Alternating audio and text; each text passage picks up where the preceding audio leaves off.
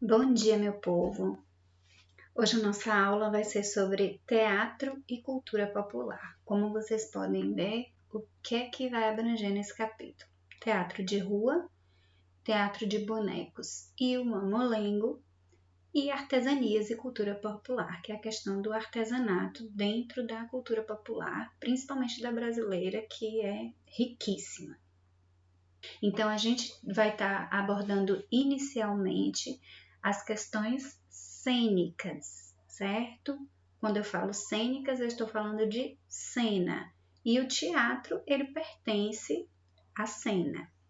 Primeiro que a gente vai ver com mais atenção é o que a gente vai chamar de teatro de rua, né? É aquele teatro em que literalmente é feito na rua, os atores estão na rua. Então pode ocorrer de você assistir o teatro em pé, de você ter que se movimentar, porque existem companhias que se movimentam, existem cenas que vão ser, por exemplo, numa praça e de repente os atores vão caminhando para outro lugar e os observadores têm que caminhar junto e tudo sem palco. Então, quando a gente está num teatro de rua, como está representando essa imagem aqui, olha que loucura, né? Aqui seria o Festival da Aldeia do Teatro de Rua, representado por Bruegel, famosérrimo, lá da época do maneirismo, que fica entre o período do Renascimento Cultural e do Barroco. E aqui ele está literalmente representando esse teatro de rua. Estão vendo? Eles abriram aqui essa caixa mágica e eles estão se apresentando. E as pessoas ao entorno. Então, aqui está tendo uma feira, tem gente vendendo coisas, tem gente brigando, tem crianças, né, brincando, tem gente assistindo de fato, tem gente até se pendurando aqui na árvore para assistir, tem gente que está passando, fazendo outras coisas, está nem aí. Então, o teatro de rua, ele precisa ser muito ágil, os atores precisam ter um feeling muito rápido, porque ele vai estar ao meio de muitas coisas acontecendo ao mesmo tempo. Eu não vou estar no teatro fechadinho, onde toda a plateia vai estar lá sentada para me ver. Não, eu vou estar no meio de um alvoroço, de uma balbúrdia de fato, né? Eu vou ter criança gritando, gente vendendo coisas e a cena do teatro acontecendo ao mesmo tempo. Fora também que eles podem sofrer alterações diante do público. O público pode se encaminhar para eles, falar, jogar alguma coisa ali em cima. Pode chover no meio da cena, pode cair um raio, passar um trovão. E aí eles têm que ser muito criativos para estar lidando com essa questão no teatro de rua. E tá mudando texto, brincando com as coisas que acontecem no meio da rua.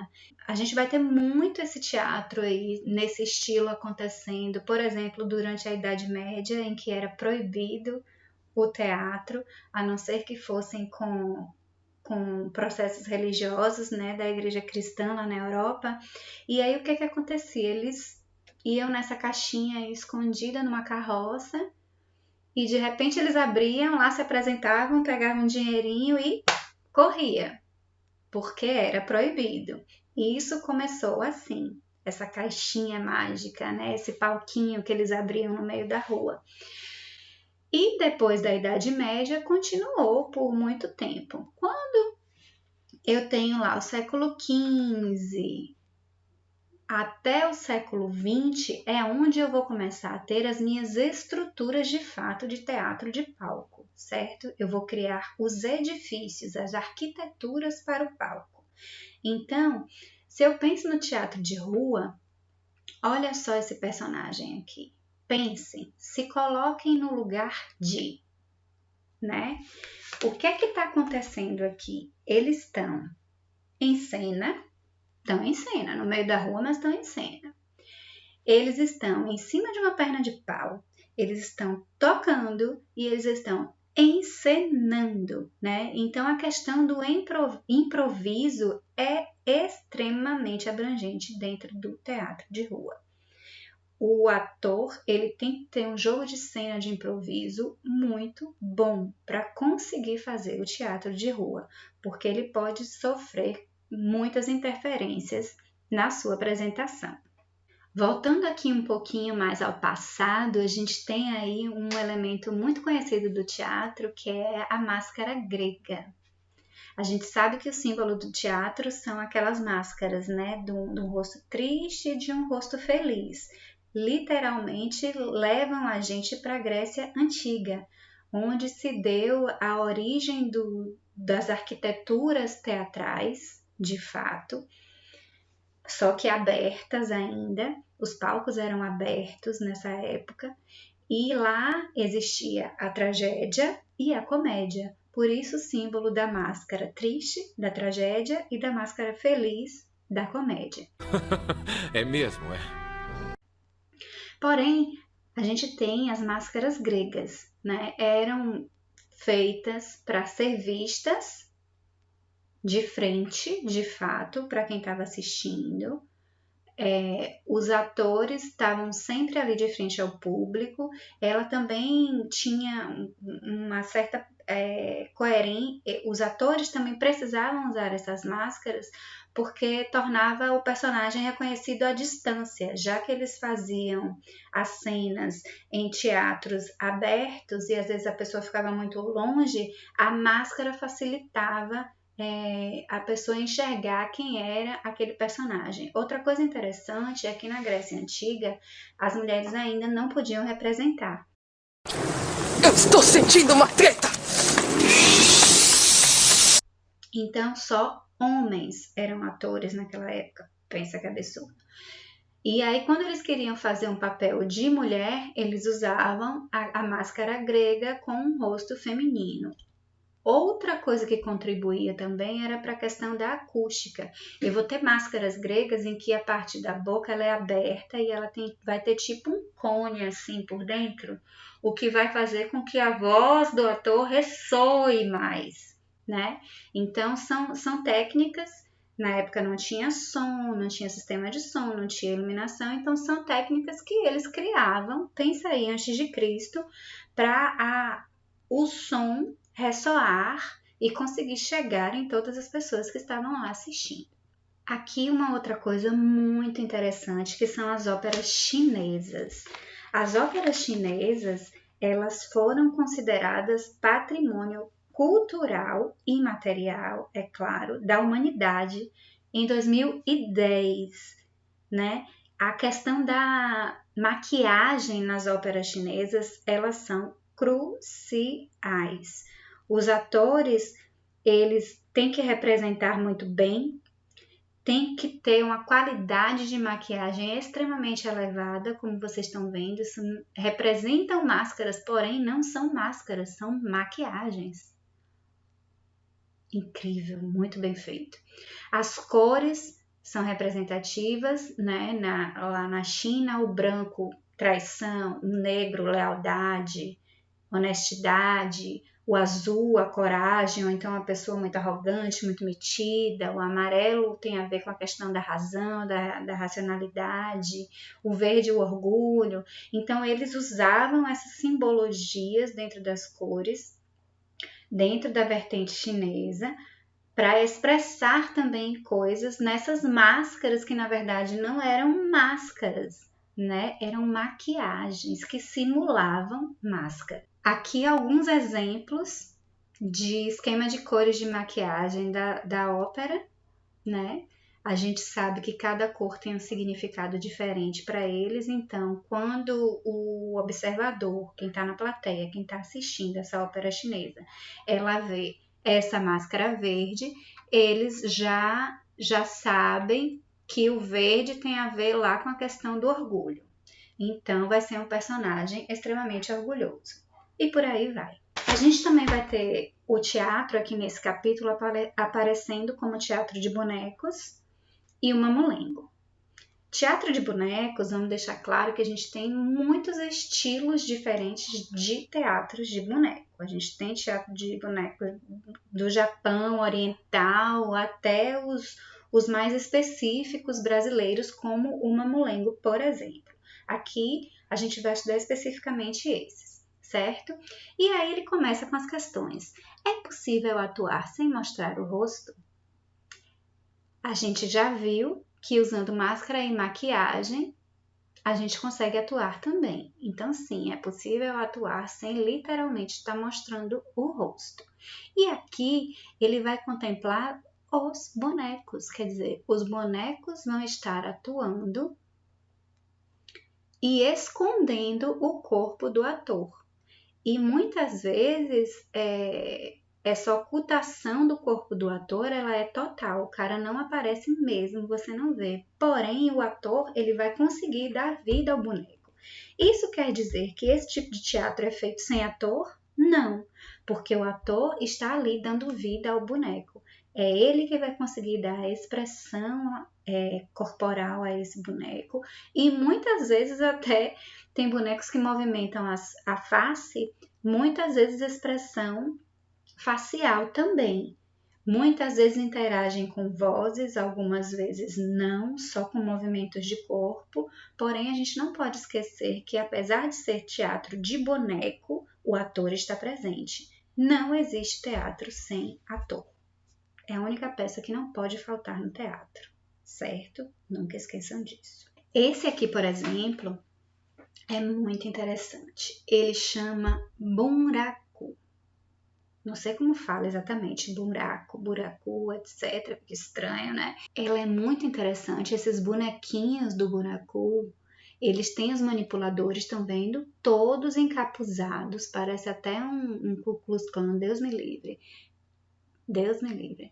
Ao contrário, porque eles ficam todos vestidos de preto e ao se apresentarem, o fundo vai ser todo preto também.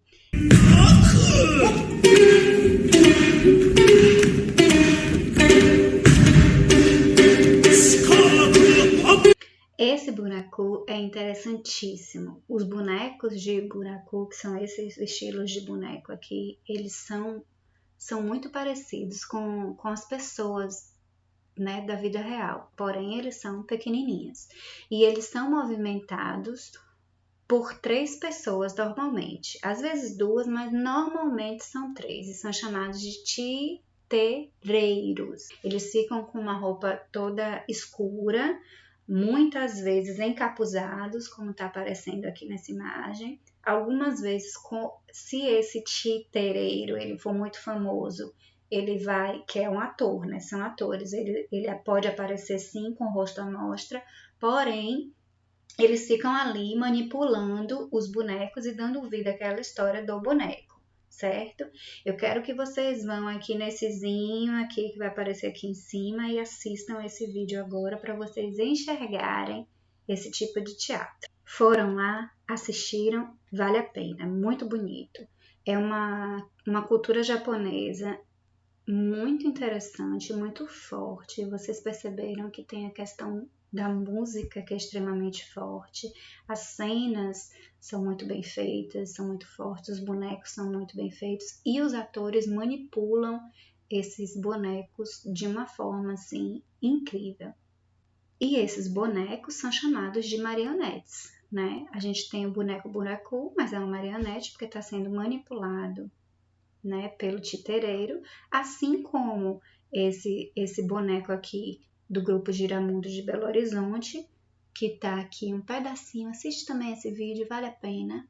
Eles vão ser também marionetes, né? Afinal de contas, eles estão sendo comandados por outras pessoas. Esse termo é muito interessante. Toda vez que você ouvir alguém falando, você é marionete de não sei quem, quer dizer que esse não sei quem, aquela pessoa, tá manipulando você.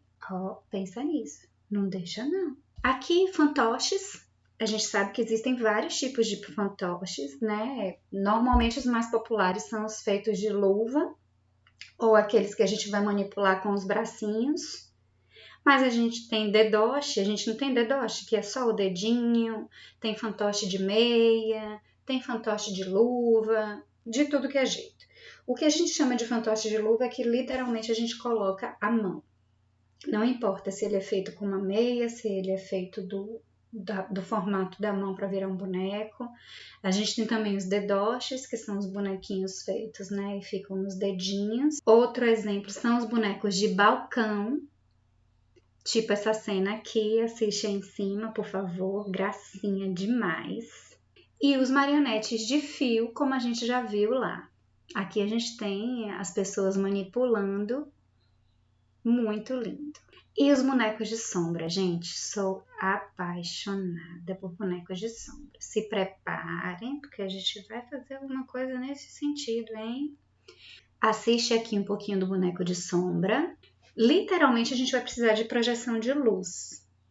Afinal de contas, é um teatro de sombra. Esses bonecos vão ser feitos a partir da projeção da luz em cima de alguma coisa. E agora a gente chega no Teatro dos Mamulengos. O Teatro de Mamulengo, ele é específico do Nordeste brasileiro, certo? As peças que eles vão apresentar, que esses bonecos vão apresentar, eles representam coisas regionais, no cotidiano das pessoas que vivem por ali no Nordeste brasileiro, e tem uma enorme influência popular. Tem interação com o público, são engraçados, eles dançam, eles cantam, eles mexem com as pessoas. Então exige que os mamulengueiros, né, que são os atores que vão manipular esses bonecos, que vão estar ali por dentro desse boneco, eles tenham que ser muito bons de improviso, porque pensa todo mundo cutucando o boneco, né, e fazendo altas palhaçadas com o boneco. E assim se torna uma criação coletiva, porque ele pode até ir com alguma história na cabeça, mas essa história, ela pode se transformar, porque eu vou ter o coletivo das pessoas que estão interagindo com ele ali na rua, transformando essa história. É uma troca interessantíssima entre ator e público, no caso dos bonecos mamulengos que tem os atores lá dentro, e esses mamulengueiros têm que ser muito bons em improviso, para aguentar o tranco. Aqui, para a gente fechar essa questão dos bonecos, olha que coisa interessante. No Vietnã, tem uma modalidade de teatro de bonecos aquáticos. Gente, pensa. Vietnã, a gente já pensa naquela produção de arroz. Se eu penso na produção de arroz, tem aquela coisa cheia de água e tal. E aí veio essa coisa super regional, que são os bonecos aquáticos. Tem os títereiros também, que são os títeres, assim como tem lá no Japão, aqui no Vietnã eles vão se chamar títeres também. Eles são operados com hastes, certo? E vamos tentar ver um pouquinho por esse link aqui em cima. Continuando aí por esse caminho de arte e cultura popular, só que agora a gente vai retornar aqui para a nossa cultura popular brasileira, a gente sabe que existem diversos tipos de manifestações artísticas, né? Dentro do Brasil existem inúmeras e bem diferenciadas. A gente tem região sul, região sudeste, centro, nordeste, norte. Todas essas culturas populares nossas são diferenciadas. Então, o artesanato produzido por elas também vão ser diferentes. Aqui a gente tem alguns destaques nesse momento que a gente vai enxergar.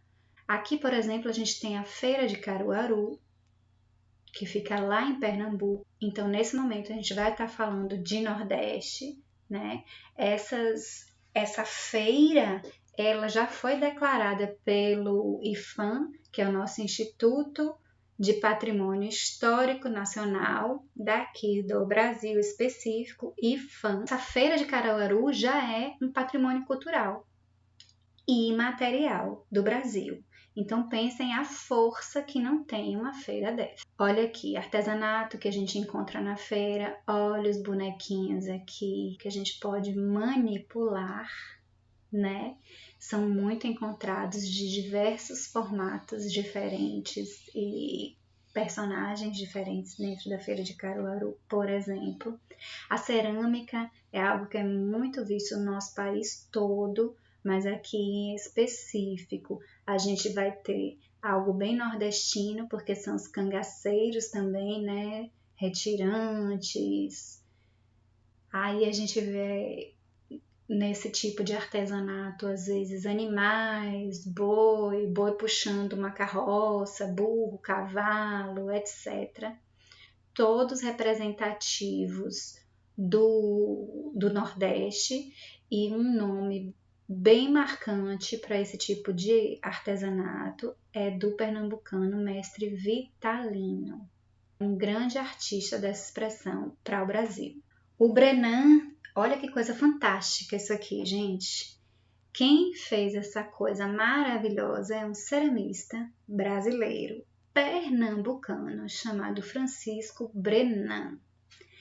E ele hoje criou um grande museu ao ar livre lá em Pernambuco. Ao longo desse museu ao ar livre, a gente vê pátios, jardins, esculturas.